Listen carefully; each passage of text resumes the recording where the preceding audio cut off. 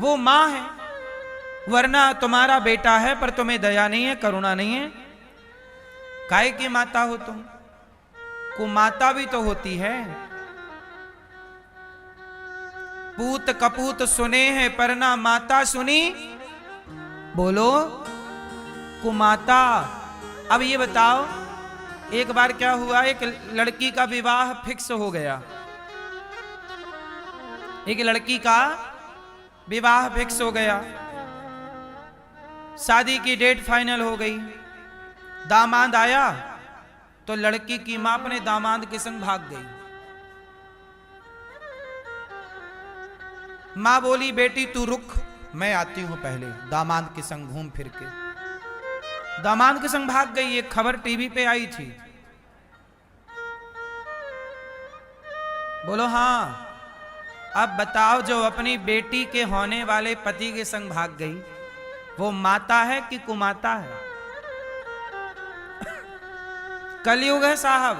सुना था कि कुपुत्रो जायते क्वचिदपि कुमाता न भवति। हमारे शास्त्र कह रहे हैं कि पूत कपूत हो सकता है पर माता कभी कुमाता नहीं हो सकती। पर ये कलयुग है, कलयुग में कुछ भी संभव है। दामाद को लेके भाग गई। अब बताओ, वो माता है कि कुमाता? फिर इसलिए कहता हूं, अपने अपने धर्म का पालन करना चाहिए।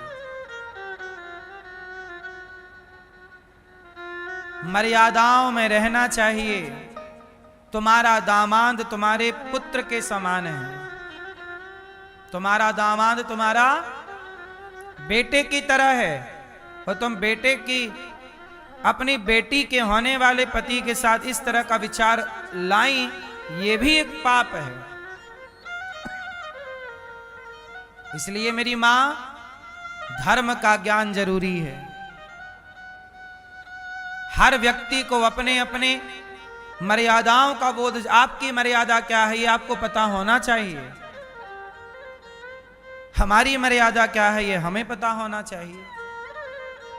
मां की मर्यादा क्या है मां को पता हो, पिता की मर्यादा क्या है पिता को पता हो, बेटी की मर्यादा क्या है बेटी। इसलिए हमारा देश मर्यादा की बेड़ियों में बंधा है। लेकिन आजकल सबको आजाद होना है, किसी को मर्यादा में नहीं रहना, फ्रीडम चाहिए सबको। माई लाइफ माई चॉइस, हम कुछ भी करें, आप कौन होते हो बोलने वाले। ये नहीं, भारत का सिद्धांत ये नहीं है माई लाइफ माई चॉइस। यहाँ चॉइस माई चॉइस नहीं है, यहाँ धर्म की चॉइस है कि जो धर्म आज्ञा करेगा वो चॉइस आपकी है। अब माई लाइफ माई चॉइस में वो सास बोली कि माई लाइफ माई चॉइस में दामाद के संग भागूं, तुम कौन होते हो बोलने वाले। वो माई चॉइस की चक्कर में भाग गई। माई लाइफ मेरी चॉइस में कहीं भी भागूं तो भाग गई दामाद के संग। वो भी ये सेंटेंस बोल देगी माई लाइफ माई चॉइस। आजकल यही तो बोला जाता है ना, माई लाइफ माई चॉइस, मेरी जिंदगी, कुछ भी करूं, कुछ भी हो रहा है, कुछ भी हो रहा है। फ्रीडम के नाम पे कुछ भी, बोलो हाँ।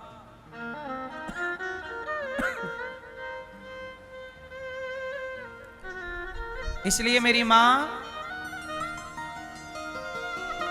भगवान ने जो विवाह किए, हम सब भगवान की पत्नी हैं। हम सब भगवान के, भगवान हम सबके पति हैं। पति किसे कहते हैं? जो रक्षा करे। जैसे राष्ट्रपति राष्ट्र की रक्षा करता है, सेनापति सेना की रक्षा करता है, आपका पति भी आपका रक्षक है। राम जी ने वो दिया कि ऐसे रक्षा करना है। कमा के लाता है, आपके लिए सब सोचता है, करता है। पति का काम है पत्नी का ख्याल रखना। आजकल रिश्ते क्यों टूटने लग गए? क्यों कमजोर होने लग गए? क्योंकि निर्भरता खत्म हो गई। अच्छा, किसी पर निर्भर होना चाहिए कि नहीं होना चाहिए? उत्तर दो। किसी पर निर्भर होना चाहिए कि नहीं? जोर से, जोर से, जोर से, जोर से, जोर से। हाँ, इसी विचारधारा से रिश्ते खत्म हो जाते हैं। हम किसी पे निर्भर नहीं, सेल्फ डिपेंड हैं, आत्मनिर्भर हैं। नहीं, पति को पत्नी पर और पत्नी को पति पर निर्भर होना ही पड़ेगा, और होना धर्म है। जिस दिन आप आत्मनिर्भर हो गए उस दिन रिश्ते कमजोर हो जाएंगे। बच्चों को माँ बाप पर निर्भर और माँ बाप को बच्चों पर निर्भर होना धर्म है, होना चाहिए। यदि नहीं है तो बच्चे बोले हम माँ बाप पर निर्भर नहीं है तो बच्चे भाग जा। अमेरिका में यही तो चल रहा है। 18 साल के बच्चे बोले आत्मनिर्भर बनेंगे, चलो भाग गए। लेकिन भारत में बच्चे माँ बाप पर निर्भर हैं, सेवा करते हैं। माँ बाप भी बच्चों पर निर्भर होते हैं। अब बच्चे भले वो कर्तव्य निभाएं ना निभाएं, लेकिन ये निर्भरता एक व्यवस्था रही है। ये निर्भरता क्या रही है? लेकिन आजकल लोगों ने इस व्यवस्था को समाप्त कर दिया। ये बातें बहुत छोटी हैं पर बेसिक बातें हैं। ये इसी पर पूरा संसार टिका है, स्ट्रक्चर है ये जीवन जीने का ये शुरुआती मजबूती ढांचा है। निर्भरता चाहिए। यदि पत्नी निर्भर नहीं है पति पे, पति भी निर्भर नहीं है पत्नी पे, तो देख लेना वो रिश्ता चलेगा ही नहीं। रिश्ता चलता ही तब है जब निर्भरता हो। क्यों मेरी मां? अच्छा ये बताओ, ये छत है, ये किस पर निर्भर है? हैं? ये कॉलमों पे निर्भर है। ये कॉलम हटा दिए जाएं, छत धराशायी हो जाएगी। ये कॉलम और ये छत एक दूसरे के अच्छा कॉलम खड़ा कर दो, छत न डालो तो भी कॉलम कमजोर रहता है। आप 30 फीट का कॉलम खड़ा करिए, 30 फीट के कॉलम को 4 आदमी गिरा सकते हैं धक्का मार के, लेकिन उसी के ऊपर छत रख दी जाए तो 40 आदमी भी नहीं गिरा सकते धक्के से। आप सोचिए, कॉलम को आप 30 फीट ऊंचा कर दीजिए, 30 फीट। बताइए, कोई सपोज में कोई बीम ना धरो, कोई छत ना धरो, तो वो कमजोर रहेगा कि नहीं? हिलता रहेगा, हिलाओ हिलेगा वो, सपोर्ट नहीं है ना उसमें। और छत रख जाएगी, बीम रख जाएगी तो वो मजबूत हो जाएगा। बोलो हाँ, छत का सपोर्ट कॉलम है और कॉलम का सपोर्ट, ये दोनों एक दूसरे के पूरक हैं और दोनों एक दूसरे पर निर्भर हैं, इसलिए बिल्डिंग खड़ी है।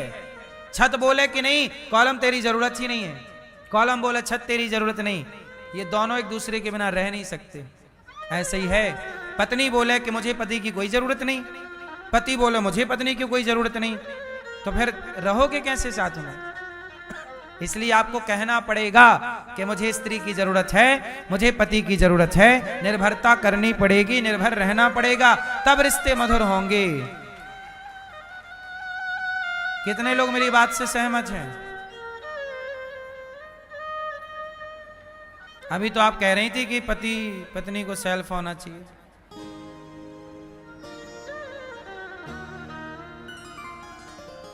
मैया लोग बयान बदल देती हैं अपना पल भर में। आ गई समझ में? इसलिए हर अर्जुन को कोई ना कोई कृष्ण चाहिए। आज के युवाओं को सही मार्गदर्शन की जरूरत है। आजकल बच्चे गलत को सही मान ले, वो उन्हें लगता है कि हम सेल्फ डिपेंड। देखो, कमाना बुरा नहीं है, आप खूब पैसा, पति भी कमाए पत्नी भी कमाए, कोई बुराई नहीं, कोई आपत्ति नहीं, परंतु निर्भरता तो चाहिए, तब प्रेम होगा। यदि देखो मुझे किसी चीज की जरूरत ही नहीं है तो मुझे उससे प्रेम क्यों होगा? प्रेम वहां होता है जहां जरूरत हो। सही है? आप लोग बच्चा पैदा करती हो मेरी मां, इतना दर्द होता है आपको पैदा करने में, डिलीवरी के टाइम, फिर भी आप बच्चा चाहती हो, इतना दर्द उठा के भी बच्चा पैदा करना चाहती हो। मतलब आपको जरूरत है ना, नीड है ना बच्चे की। आप और आपका बच्चा ना आप पे निर्भर है, निर्भर है। पानी पिएगा तो आपसे, दूध पिएगा तो आपसे, मलमूत्र साफ करोगी तो आप, वो अपने से कुछ नहीं कर सकता। जैसे बच्चा निर्भर है, ऐसे ही जिस दिन भक्त भगवान पर निर्भर हो गया ना, बस यही है भक्ति। भक्त को भी निर्भर होना पड़ेगा, तब भक्त भगवान का रिश्ता चलेगा। पति पत्नी को भी निर्भर होना पड़ेगा, तब पति पत्नी का रिश्ता चलेगा। भाई भाई को निर्भर होना पड़ेगा, तब भाई भाई का रिश्ता चलेगा। जहां निर्भरता है वहां रिश्ता चलेगा, जहां निर्भरता नहीं है वहां रिश्ता। भगवान कितने सारे विवाह हुए, 16,108, लेकिन हर विवाह में उत्सव है, आनंद है। भगवान प्रद्युम्न जी के पुत्र अनिरुद्ध हुए, अनिरुद्ध का विवाह उषा से हुआ।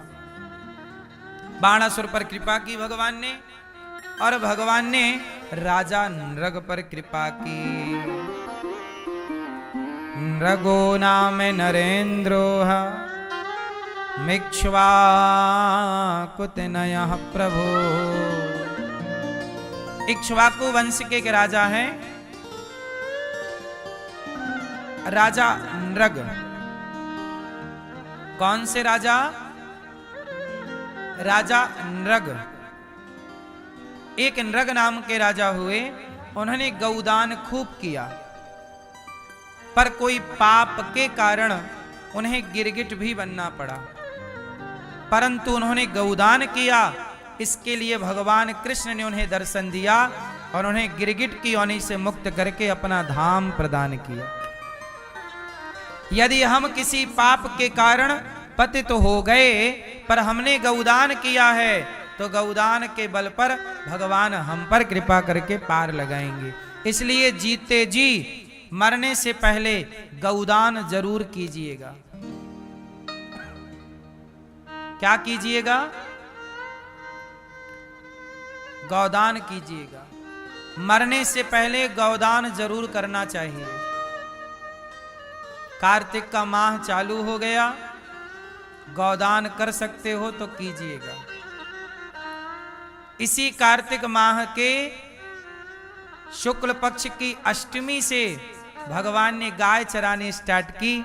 उस तिथि का नाम पड़ा गोपाष्टमी। तो ये महीना ही वो महीना है जहां भगवान ने गैया चराना प्रारंभ किया था, कार्तिक का माह। इसलिए मेरी मां, आप गौदान जरूर कीजिएगा। गाय की पूंछ पकड़ के गौदान होता है। अच्छा, गौदान करने का पुण्य क्या है?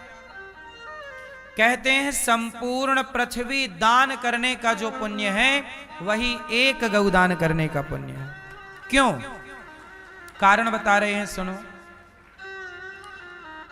कहते हैं कि जब पृथ्वी परेशान होती है पापियों से, तो पृथ्वी गाय का रूप बना के भगवान के पास जाके प्रार्थना करती है,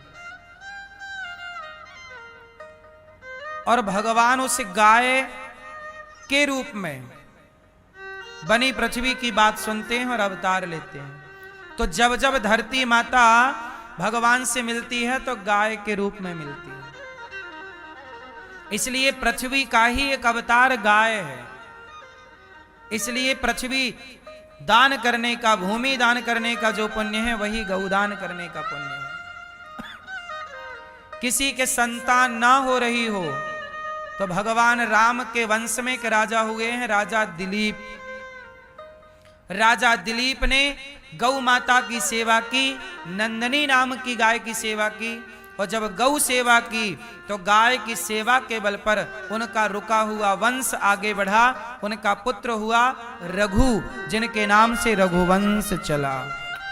महर्षि कालिदास जी रघुवंशम महाकाव्य में ये सारी कथा लिखते हैं। गाय की सेवा करने से राजा दिलीप का वंश आगे बढ़ा था।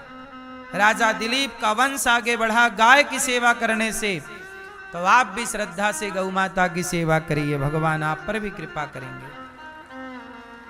कहने का तात्पर्य यह है कि हमारे यहां गाय की पूजा हुई है, इसलिए गौदान करिए, गाय की सेवा करिए। मैया बताओ,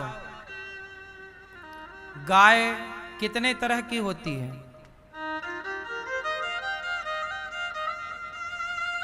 देसी और जर्सी। जर्सी को गाय नहीं कहते। हाँ, गाय एक तरह की ही है, पर गाय के जो देसी गाय है, वेद लक्षणा गाय, वो गाय के प्रकार है। जर्सी को गाय नहीं कहते। गाय जो देसी गाय होगी, उस गाय की पहचान बताऊंगा। पहचान ये है कि सिर के पीछे का हिस्सा बड़ा होता है, उठा। गाय के सिर के पीछे का हिस्सा क्या है? बड़ा उठा हुआ। और गाय जो देसी होगी ना, उसके गले के नीचे झालर होगी, यहां हाथ फेरो, है ना। और जर्सी गाय में ये दोनों चीज नहीं है। तो हमारी जो देसी गाय है उसे गिर गाय भी कहते हैं, साहिवाल भी कहते हैं, राठी भी कहते हैं, राजस्थानी भी कहते हैं, हरियाणवी भी कहते हैं, गुजराती। जो गुजराती गाय है वो कौन सी गाय होती है? गिर गाय। गिर गाय गिरनार के जंगल की गाय है। जब भगवान श्री कृष्ण द्वारिका से चले गए लीला पूरी करके, तो भगवान अपनी सारी गाय, चूंकि द्वारिका को पानी में डुबाना था, तो भगवान कृष्ण की सारी गाय उन्होंने गिरनार के जंगल में, गिर जंगल है ना गुजरात में, उस गिर जंगल में सारी गाय अपनी छोड़ के गए। और द्वारिका को पानी में डुबाना था, तो गाय को जंगल में, तो उस गाय का नाम पड़ा गिर गाय। तो गिर गाय वही गाय है जो भगवान कृष्ण के साथ रहा करती थी। वो गाय यहीं ब्रजमंडल से गई, भगवान की अपनी गाय यहीं से भगवान लेके गए। तो भगवान गायों से बहुत प्रेम करते हैं, इसलिए गौदान, गाय की पूंछ पकड़ के गाय की परिक्रमा जब आप लगाते हैं, गाय की सेवा करते हैं, गाय को रोटी देते हैं, गाय को चारा देते हैं, पूंछ पकड़ के जब दान करते हैं, तो आप पुण्य के भागीदार बनते हैं। इसलिए गौरी गोपाल गौशाला में आया करो, गौदान किया करो, बच्चों का तुलादान किया करो। तुलादान क्या है? बच्चे के वजन का चारा, दलिया, खल, चोकर, बच्चे के वजन का तौल करके और गाय को खिलाना, ताकि बच्चे के आने वाला संकट, अलाय वलाय सारी गैया चर खा के और पचा दे पगुरा के। इसलिए तुलादान करना चाहिए। भगवान कृष्ण का भी तुलादान हुआ था ना। एक पलड़े में श्री कृष्ण बैठे, दूसरे पलड़े में स्वर्ण से तुलादान हुआ था। सत्यभामा के अभिमान को समाप्त करने के लिए हुआ था। तो तुलादान की परंपरा द्वापर की है, अनादि है। इसलिए अब ये सब चीजें लोग भूल गए। बच्चों को आप बच्चों का तुलादान जरूर कराया करो। गौरी गोपाल गौशाला आओ, तुलादान बच्चों का कराओ। गौशाला में जाके गौदान करो, चारा डालो, भूसा डालो, गाय को अपने हाथ से खिलाओ। आपने देखा होगा, जब भी आप गौशाला जाते हैं, गैया तुरंत आपके पास दौड़ के आ जाती है। वो गाय ये पूछने आती है कि हमारे लिए क्या लाए हो, और आके आपके हाथ को चाटने लग जाएगी। मानो वो कह नहीं पाती कुछ, पर भाव उसका यही, हमारे लिए क्या लाए हो। जब आप उसे खिलाते हो बड़ी खुश होती है। इसलिए गौशालाओं में कभी जाओ, खाली हाथ ना जाया करो। जरा सा गुड़ ही सही, जरा सा चारा ही सही लेके जाओ, खाएगी, तुम्हारे पास आएगी, खाएगी, तुम्हें चाटेगी। जब तुम्हें गाय प्रेम से चाटती है, समझ लो गाय तुम्हें आशीर्वाद दे रही है, जाओ, तुमने हमारा पेट भरा है, भगवान सदा तुम्हें सुखी रखे। पर अब कौन समझता है गाय को? अब गाय की कहां, अब तो लोग कुत्तों से अपना मुंह चटवा रहे हैं। बदल गया जमाना। अब मुंह कौन चाट रहा है? कुत्ता। कुत्ते के लिए बिस्किट हैं आपके पास, पर गाय के लिए चारा नहीं। देख तेरे संसार की हालत क्या हो गई भगवान, कितना बदल गया इंसान। तो गौदान जीवन में कर लो, जीते जी अन्नदान कर लो। 3 काम मरने से पहले कर लेना। पहला गौदान, दूसरा अन्नदान, जैसे गौरी गोपाल में साधु संतों को भोजन होता है ना, भोजन कराओ। जीते जी अपना अन्नदान कर लो, क्योंकि मरने के बाद 13वीं बच्चे कर पाए ना कर पाए, 13 ब्राह्मण मरने के बाद खाएं, खा पाए ना खा पाए। कोरोना में मरे तो 13 ब्राह्मण भी नहीं मिले। बताओ कब आपातकाल आ जाए। कोरोना में जो मरे उनकी 13वीं ठीक हो पाई? बताओ नहीं हो पाई ना। फिर इसलिए अपने 13वीं 12वीं जीते जी कर लो आराम से, सब अच्छा जीते जी दान पुण्य कर लो, खिलाओ पिलाओ, फिर आराम से केवल मरना रह जाए, मरेंगे बिंदास। तो पहला काम गौदान, दूसरा संतों को भोजन, सब अन्नदान, तीसरा मरने से पहले भागवत सुन लो। पोथी पाठ इसलिए बोलते अभी 25 अक्टूबर से होगी, तो आप भी अपने पितरों के लिए, पूर्वजों के लिए भागवत जी के पोथी पाठ करा सकते हैं। और अभी 26 नवंबर से यहाँ 84 कोस की यात्रा लगवाई जाएगी, पूरे ब्रजमंडल की यात्रा।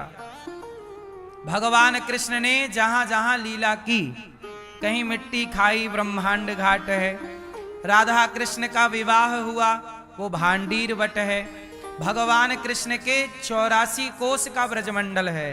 कहते हैं जो 84 कोस की यात्रा करता है वो 84 लाख योनियों से मुक्त हो जाता है।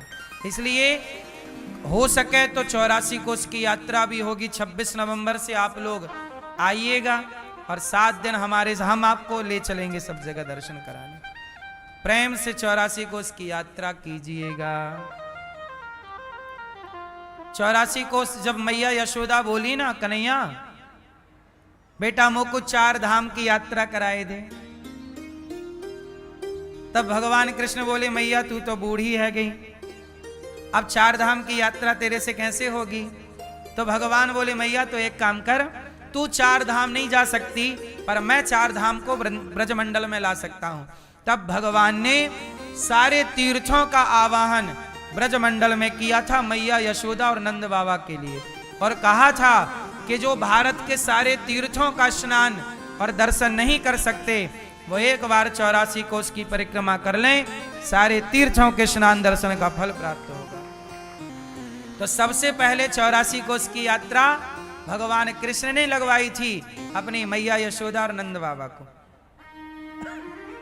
तो आप भी अपनी मैया को अपने बाबा को लइयो और ब्रजमंडल की 84 कोस की यात्रा लगवाइयो।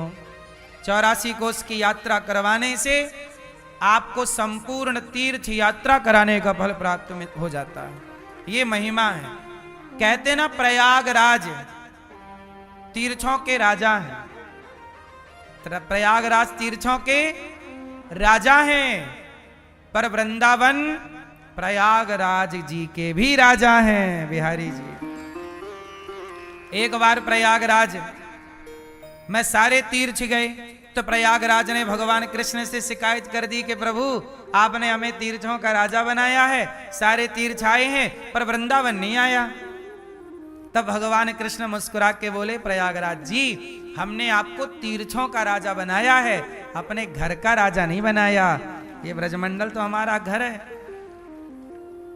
इसलिए ये वृंदावन ये धाम सबसे श्रेष्ठ धामों में सबसे बड़ा है ब्रजमंडल, है या नहीं, जिसमें नंदगांव, बरसाना, गोकुल, गोवर्धन सब कुछ 84 कोस की परिक्रमा में गिरिराज जी की, बरसाना की, नंदगांव की, वृंदावन की सबकी परिक्रमा हो जाती है। तो 26 नवंबर से आप भी अपने माँ बाप को लगवाना चाहें, परिक्रमा गाड़ियों से होगी तो गाड़ियों से 7 दिन बढ़िया आपको कथा सुनाई जाएगी। हर उस जगह की क्या महिमा है, यात्रा समय पे भोजन नाश्ता आनंद होगा। चलिए, पिछली बार भी अप्रैल में थी, अब फिर है, तो आप जुड़ सकते हैं 26 नवंबर से। मौसम भी अनुकूल रहेगा, ना गर्मी रहेगी ना सर्दी, मौसम ठंडा ही रहेगा, हल्का फुल्का। तो भगवान पौंड्रक पर काशीराज द्विविद पर भगवान कृपा करते हैं। जरासंध के राज्य से 20,800 राजाओं को उसके कैद से मुक्त कराया। भगवान ने जरासंध पर कृपा की। कृष्णाय वासुदेवाय हरये परमात्मने प्रणतक्लेशनाशाय गोविंदाय नमो नमः। सबने स्तुति की, भगवान ने कृपा की। शिशुपाल भगवान को 100 गालियां देता, आज उसका उद्धार कर दिया। धर्मराज युधिष्ठिर का यज्ञ पूरा कराया, भगवान ने शाल्व और दंतवक्र को मारा। भगवान के परम सखा हुए हैं, नाम है सुदामा। भगवान श्री कृष्ण के परम मित्र का नाम क्या? सुदामा। सुदामा जी बहुत अच्छे हैं, ब्राह्मण हैं, गरीब हैं, भोजन की व्यवस्था नहीं है, पर धर्म का आचरण बड़ा पक्का है। पत्नी का नाम क्या था सुदामा जी की? सुशीला। भगवान कृष्ण के मित्र सुदामा जी, कहां मित्रता हुई इनकी? उज्जैन। उज्जैन में गुरु जी के यहां एक साथ पढ़े हैं कृष्ण और सुदामा। एक साथ लकड़ी लेने जाते, एक साथ स्नान करते, एक ही कमरे में रहते, एक साथ खाते। सुदामा गरीब क्यों बने? क्योंकि सुदामा जी ने भगवान कृष्ण के ऊपर आने वाला संकट, गरीबी का अपने ऊपर ले लिया था।